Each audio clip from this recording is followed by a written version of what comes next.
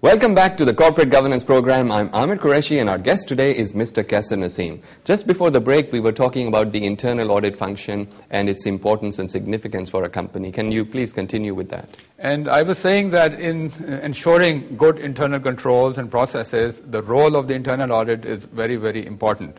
Internal auditor is very, very important. And hence, you need to have the right type of person heading that department. And the reporting lines of that person also, like, again, we've been discussing it over the past episodes, should not be to the CEO of the company, but it should be to a board committee, perhaps, of the board audit committee. The code, you're absolutely right, does not really specify what type of person can be the internal auditor. But like we've said earlier on these, during these episodes, is that the code that is prescribed today or is in place today is the minimum requirement for good corporate governance.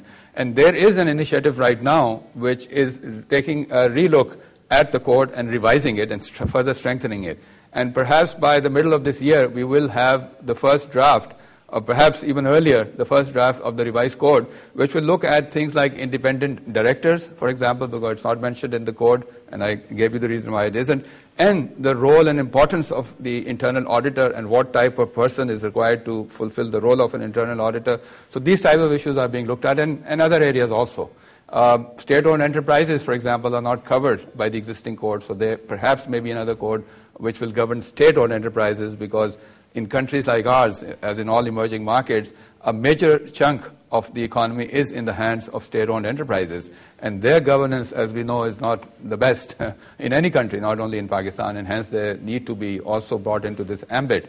But they have certain peculiar structures, so we need to address them separately, perhaps in a code for state-owned enterprises. Sir, I just need to stop you there because we're going to be crossing over to Punjab Law College, where one of IFC's initiatives about educating students about corporate governance is taking place. So let's go and see what they're up to.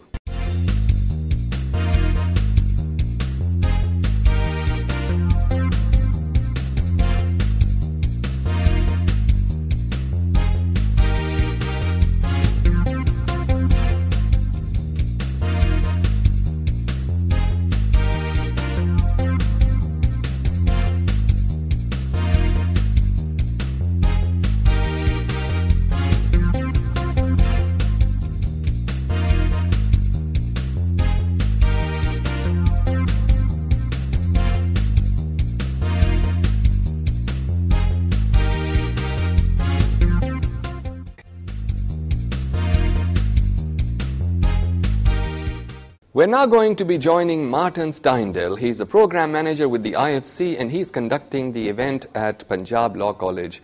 Martin, thank you very much for being part of the corporate governance program. Thank you, Amr. Martin, what are some of the challenges facing Pakistani companies when it comes to corporate governance? That is a very interesting question, and I'm happy to answer this one. I think many companies are confronted with certain aspects of corporate governance, such as, for example, they see the code of corporate governance, they see certain regulations of an authority, and they would like to abide by those provisions, but they don't really know how. And actually, in this part of the world, we see very often that while the regulator is very keen on having best practices of corporate governance, he doesn't really show the companies how to do that. So we have identified as our task to provide additional training to directors and senior managers so that they understand why they have to abide by best practices. At the end of the day, corporate governance should be a voluntary concept, and companies should be convinced why they abide by it. And training helps them to understand the benefits of corporate governance and why they should improve their practices. Can you tell us a bit about IFC's education initiatives, especially those relating to the board development series and what that's all about? The board development series of IFC has been rolled out in Egypt, Pakistan, as well as in Dubai, and it has been very successful in a sense that many participants wanted to enroll in this course. It is a four-part course. Each part is consisting of 6 modules, and those 6 modules are presented over 2 or 3 days. So the complete course lasts for 12 days, from 8 to 12 days. And I think the reason why it was such a success is because we had an ideal mixture of international and national presenters. And the other element of the success was the fact that this program is certified. So at the end of the program, if you pass the test, you obtain the title of a certified director that is internationally accredited by risk metrics, and I think that has been very interesting for directors to obtain such a title and to present themselves as potential independent directors to other companies and saying that they have run through our training. Martin, can you tell me why you're focusing on universities, particularly students? After all, it's going to be some time before they're in a position to become company directors. I think our project does not only want to train present managers and directors, but we would also like to contribute to future managers. So this is the reason why universities are so important, because they give us an opportunity to train the future elite of a country on corporate governance. And the sooner you become confronted with this topic, the better you will be as a senior manager in this specific topic. Another reason why universities are important for us is to trigger research.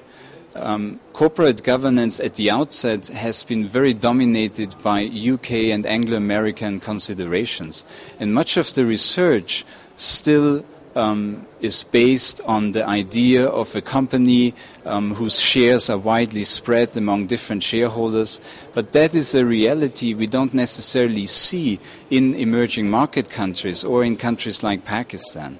So here the universities give us an opportunity to entice research so that their young professors look into the specific corporate governance framework of a country and give very concrete advice to companies on how governance practices could be improved. Martin, thank you very much for joining us on the Corporate Governance Program. Thank you, Amre, for bringing me on the show. That was Martin Steindl, Program Manager with the IFC, talking to us from Punjab Law College. We'll have more of the Corporate Governance Program, but